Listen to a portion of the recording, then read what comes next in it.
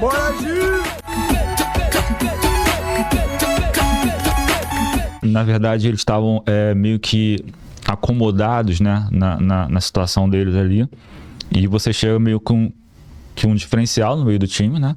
E você tem esse desafio e você acaba mostrando que você pode superar. Então, quando você fala que, pô, você é o rosto que vai assombrar eles, na verdade, você tá se cobrando também, né? Pra Exato. poder ter esse rendimento, Exatamente. né? Exato, eu acho que é isso que você falou. A pessoa fica acomodada. Cada vez que você sobe mais um passo, você tem que se certificar de ter uma meta maior ainda. Porque se você não tiver essas metas tão grandes que te façam com que você desprenda toda a sua força e energia para aquilo, você vai ficar no meio do caminho, cara. Se você tem uma meta que você sabe que você vai alcançar ela, provavelmente você não vai desprender de toda a sua força e energia para chegar lá. E aí você sobe mais um passo na escada e você não cria força para subir o outro passo, você vai ficar acomodado. E eu sabia que eles não fariam essa força extra para chegar lá. Porque eu também eu não fazia ideia daquilo na escolinha também.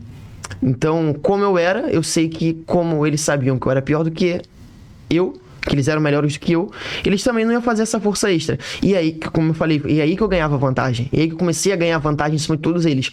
Que eu passei de treinar igual todo mundo, 1 horinha, 2 horas com o time, a treinar todo dia até domingo, até final de semana. E depois eu comecei a treinar 2 vezes por dia, 3 vezes por dia.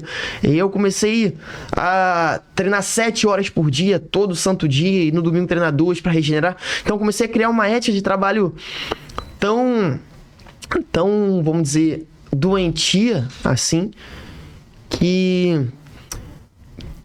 era tão irracional para os outros, mas para você se tornava tão convincente de que aquilo ia fazer você chegar no outro lado, e eu apenas persegui essa meta que eu criei e me certificar de todo dia ir em busca dela, entendeu?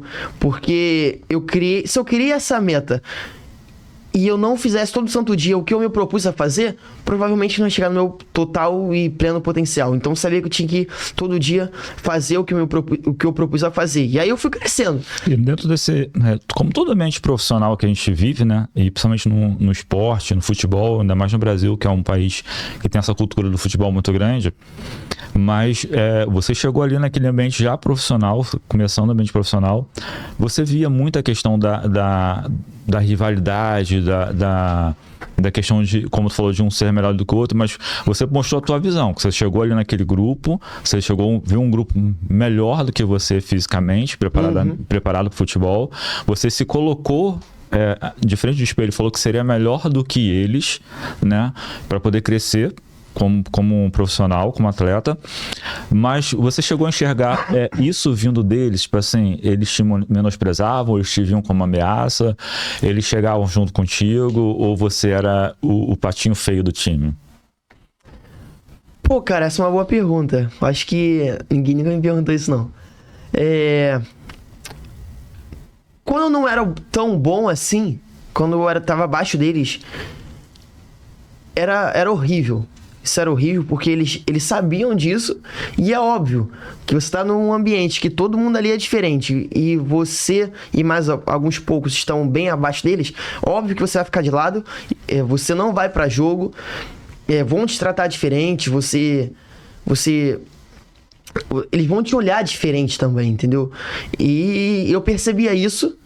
Eu voltava chorando diversas vezes pra casa, voltava muito triste pra casa, até porque eu também não ia pra jogo, então eu tava acostumado a jogar todo final de semana, nada, você vai pra um ambiente, você nem jogar, você joga, entendeu? Então, óbvio que isso era horrível.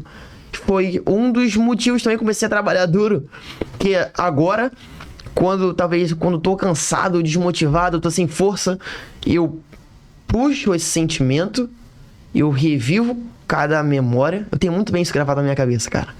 Então, que eu revivo essa memória, esse sentimento, e dá mais gás pra eu continuar a fazer o que eu tenho que fazer. Até porque você, apesar de ser novo, você tem uma história, né? E, tipo, você tem que colocar pra si mesmo que não existe um momento de desistir agora, né? Desistir não é uma opção, como eu falo sempre, Exato. né?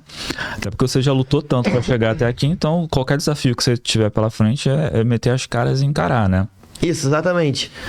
Cara, porque depois disso tudo que aconteceu, e eu vi que de terceiro time eu passei pra segundo time, depois pra primeiro time, e no final do Sub-15 eu passei de treinar separado pra depois jogar um torneio na Argentina, torneio internacional, jogando pelo Sub-17, pelo Sub-18, jogando em categorias acima.